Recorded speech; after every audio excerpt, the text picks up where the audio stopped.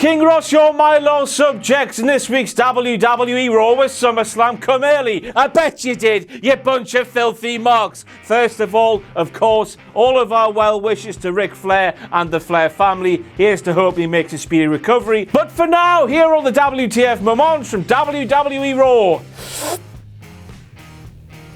Here we go. Somebody dropped their phone over the barricade. WTF, never seen that before, and somehow it wasn't trodden on and subsequently broken, not like Matt Hardy, even though Rollins, Ambrose, Cesaro and Sheamus were all fighting around it like the big sweaty men they are. You could say this phone came back from the dead once the owner retrieved it, of course, which means it would be like Beric Dondarrion from Game of Phones! Haha, phones, you love it! Either that or you could say the pun I just made was absolutely phony. Burn it down! Stop being so forced and annoying. So Seth wanted to fist Dean, Dean wanted to fist Seth, then Cesaro and Sheamus came down and fisted the pair of them. Different kinds of fisting. All before Seth and Dean eventually fisted each other. Now I guess the countdown is on to the pair's first ever kiss and the eventual, inevitable, flamboyant WWE wedding, which of course will not go wrong. It'll go smoothly like every other flamboyant WWE wedding of the past. Kurt Angle cannot say WWE. What he normally says is WWE. However, this week on Raw, Kurt Angle took things to new extremes when it comes to his pronunciation of WWE when he claimed that the Shield, do you get it? Because Dean Ambrose and Seth Rollins will be known as the Shield because they are without their big D at the end. The big dog.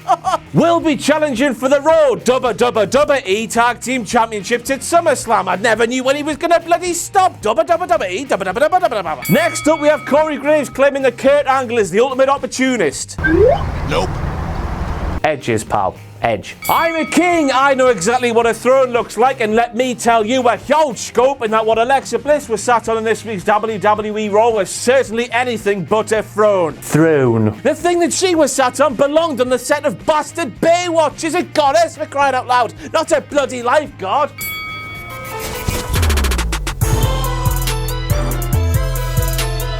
Yes, our first visit to Tea Time is Booker T claiming he has never seen a pin like that. Well then, Booker, you would have seen one if you didn't have your eyes constantly inserted into Alexa Bliss's cabriolet, you dirty old man. Of course, if he didn't do that, he would have seen hundreds, maybe even thousands of them like the rest of us wrestling marks have. Sasha Banks wins in her hometown. Forget the fact that Rich Swann did very recently. You shut your filthy mark mouth. But hey, WWE superstars winning in their hometown does not happen very often, so you need to grab two of each animal and head for the Boston because they were in Boston and Sasha Banks is the boss. Jesus wept. My puns are on fire like Jose Mourinho. Border! The end is nigh, the end is nigh. F***ing run away, the end is nigh. Corey Graves back again, this time claiming that the only difference between Sasha Banks on Raw this week and Sasha Banks at SummerSlam this weekend is the fact that Sasha Banks will not have home field advantage, as if that is an actual thing within WWE.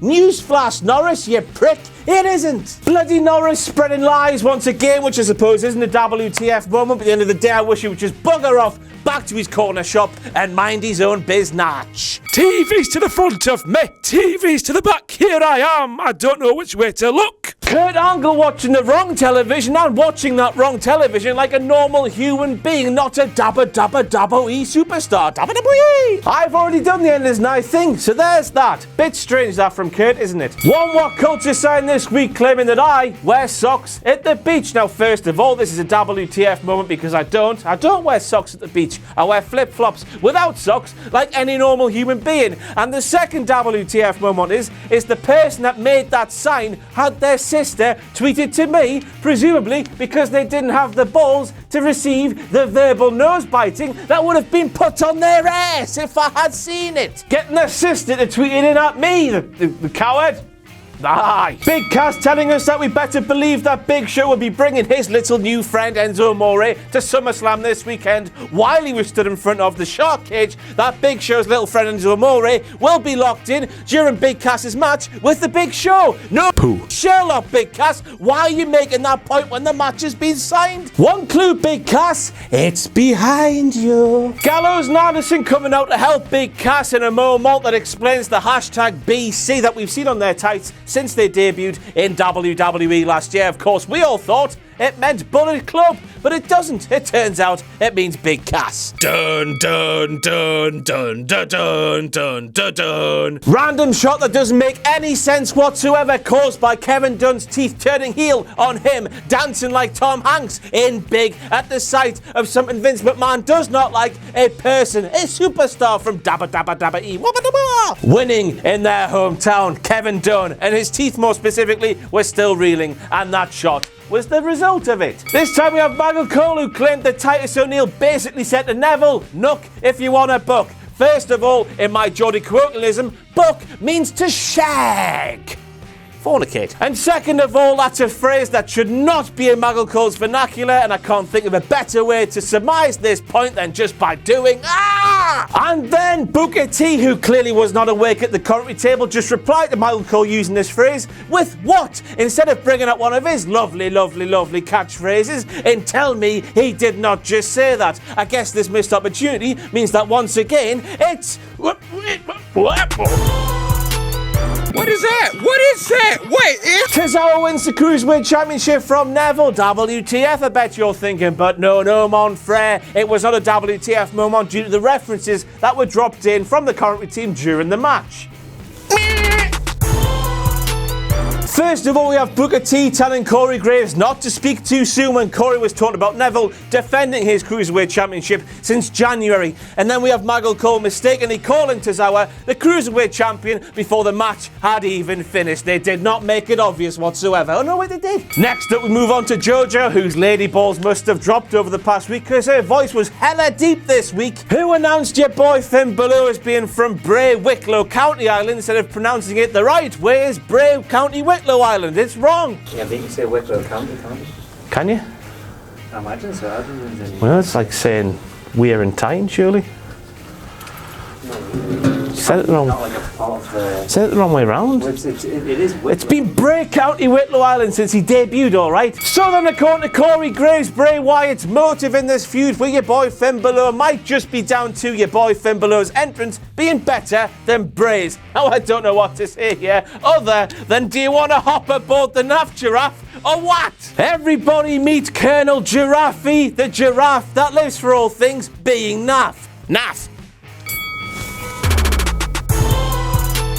Booker this time claiming that there is a mind game. What on earth is he talking about? That cannot be a mind game because Bray is being very much physical with your boy Finn Balor there. There's nothing mental about that there whatsoever. He's beating the piss out of him physically. The only thing mental here, Booker, is your sorry ass.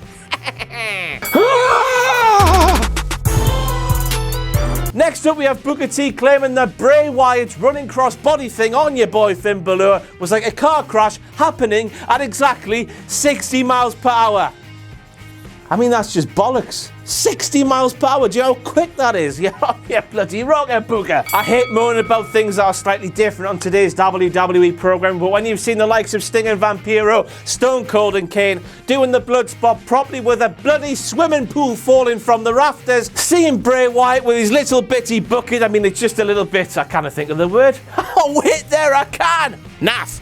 For goodness sake, this was more like an episode of Get Your Own Back with Dave Benson Phillips, Dave I Love You, on Noel's house party with Mr. Blobby. But the WTF moment in all of this, of course, is for a man who paints his entire body with paint. Being covered in paint is some sort of punishment. It's not. He's used to it. He loves it. Next up, we have Michael Cole, who seconds later, after Finn Balor was covered in the paint, whatever it was, claimed it was a viscous, acidic liquid. First of all, no, it bloody isn't. If it was acidic, the ring would have been melting. It would have been, creating a hole in the canvas. Surely if it was acidic. And Finn would have been writhing around in pain. He was just writhing around like he'd been teabagged and farted on at the same time. Second of all, how on earth do you know what it is seconds after it's revealed to the entire world? Are you part of the Wyatt family, Maggle? I don't think so. Oh no, wait, sorry, I forgot. One of the prerequisites to be a WWE commentator was to have the nose of a bastard bloodhound. Go back to finer times for WWE commentary, and when JR was there, and some petroleum was there, or some ether was there, when the pop was corked, cork was popped on some gasoline or some ether, the second after the lid was taken off, JR would be able to smell what it is, even though it was humanly impossible for him to do so. Why have I made this point? I do not know. Emma reminds Corey Graves of a young Booker T. One word, how? I think I've got the next WhatCulture series. We've got why, we've got who, we've got what, how. Coming soon with King Ross. Oh my God, I'm going to die. This time we have Booker T flapping his gums, claiming that he wants to see Jason Jordan out there doing it alone, because now in that 6-man tag team match, he has a lot of help with the Hardy Boys side by side with them. That is, of course, seconds after Jason Jordan was in a singles match doing it on his own before the Miz Taraj interfered and caused the match to be stopped. What was he watching? Probably Alexa Bliss's Cabriolet. It's ironic because, of course, Booker T has been out there on commentary talking with his own mouth, doing it of his own volition, when, of course, as we all know, he seemingly needs a bloody guider to help him through each show. You would think that with acidic liquid on his skin that your boy Finn Balor would have at least showered before he went to see General Manager Kurt Angle backstage. Surely his skin would have been burning the poor lad. Oh no, wait. No! Finn Balor is now just known as the Demon instead of the Demon King. Now, I do not want to insist that it had something to do with this, but of course it did. I'm a real king. Finn isn't. Next up, we have Kurt Angle claiming that we are moments away from our face-to-face-to-face-to-face meeting inside the WWE ring, when in reality, of course, we were moments away from our heel, Samoa Joe. Our heel, who was booked like a face because he beats up Roman Reigns in Braun Strowman. Our face, who attempts murder in Roman Reigns, who is actually a heel, and Brock Lesnar, who won't be defined by a little categories bitch. Vince McMahon likes big sweaty men. Vince McMahon likes big sweaty men. Vince McMahon likes big sweaty men. Next up, we have Braun Strowman pummeling that blonde man in the back when he was bent over. Now, when you are bent over and you are pummeled in the back, surely the force of that should send you to the mat. But no, this man sprang over the top rope as if he'd been thrown like midget at a caber tossing contest. First of all, I didn't realise they kept a bloody trampoline in that corner of the ring, and second of all, I did not realise how a security guard could be such a self-centered prick. This man, known as the Prince of Aesthetics on the independent scene, searches for his own name on Twitter, or in this case, after all last night, Blonde Security Man. How do I know this? Well, he liked a tweet where he was mentioned, tweeted at me, and he quoted that tweet and said, I can't bloody remember. It isn't over between him and Braun. Let me tell you, pal, we're selling that, and it most certainly is. You'll never get a job there. You bugger. Imagine that, man, vanity searching when you're at that low level of the biznatch. Good lord. First of all, Cena and Lesnar. Second of all, Lesnar and Taker. Third of all, Joe and Lesnar. Fourth of all, Braun and Lesnar. What is it with Brock Lesnar and big mass brawls? Brock Lesnar likes sweaty man orgies. Brock Lesnar likes sweaty man orgies. Somebody get Brock Lesnar some help because he likes sweaty man orgies. Not there's anything wrong with that. That's it for your WTF Moments from WWE Raw. I'll see you tomorrow for some SmackDown. Down. Bye. On August 22nd, for the first time ever, WCPW comes to Leeds. Live on iPay-per-view, airing only on WhatCulture Extra and Fight TV, it's the return of Stacked. It's already a supercard with Rey Mysterio set to take on Ricochet. We can also announce a host of special World Cup bonus matches. IWGP Junior Heavyweight Champion Kushida will square off against the winner of this year's Super Strong Style 16, Travis Banks. Speedball Mike Bailey will go head-to-head with the time bomb of New Japan, Hiromu Takahashi. Not only that, but we can announce making their WCPW debut, it's Ring of Honor royalty, the Briscoes will be wrestling for the WCPW Tag Team Championships. Not only that, we can confirm the presence of Will Ospreay, Marty Scurll, Joe Hendry, War Machine, Martin Kirby, Jay Lethal, Primate, Angelico, and more as part of this already jam-packed supercard. Tickets to be there on August 22nd, live in Leeds at the O2 Academy, are available from wc.pw, and the broadcast will be streamed live on WhatCulture Extra and Fight TV. You do not want to miss Stacked.